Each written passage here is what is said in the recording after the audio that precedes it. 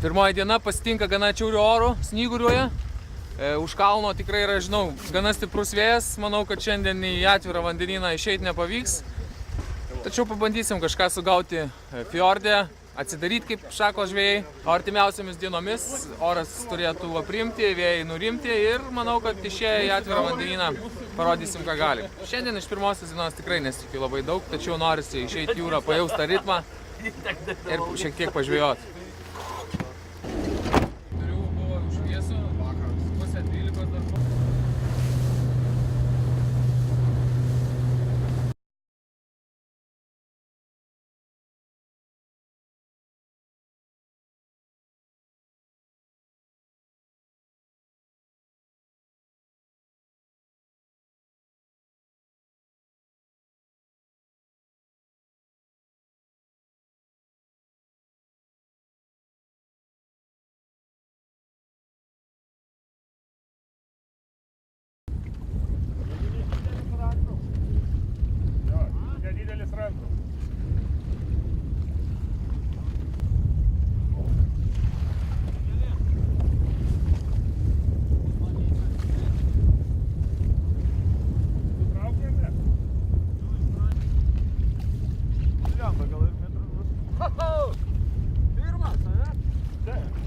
Šiaip dar vienį 11 pagavo.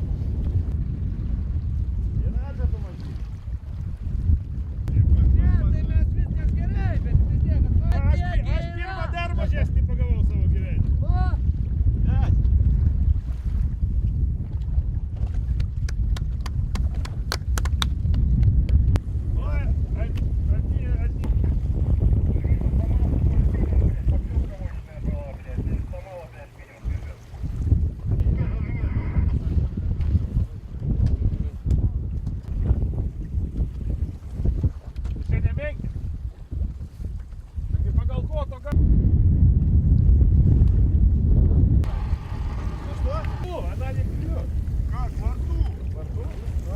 O, копчение берем, на копчение. А что, много нормальных? Сигарета такая.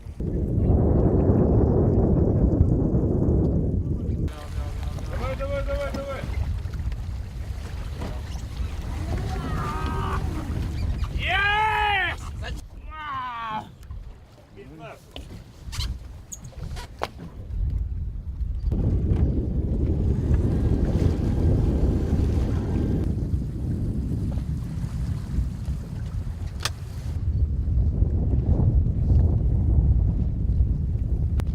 Labai trumpas komentaras po pirmosios dienos, kaip ir tikėjausi, išplaukti į atvirą vandenyną nepavyko, tad teisėjai leido dalyviams išeiti tik iki fjordo ribos. Na ir kaip ir galvojau, rezultatai nebuvo įspūdingi. Tiesa, kaip pirmai dienai, manau, jie visai neblogi. Viso pagauta net 11 otų, 4 iš jų viršijo nustatytą leistiną šioms varžyboms dydį ir 3 iš tų 4 buvo atnešti svėrimui. Ir po pirmosios dienos pirmauja Kaliningrado Königsberg komanda, užfiksavusi 19 kg ir 400 g otą.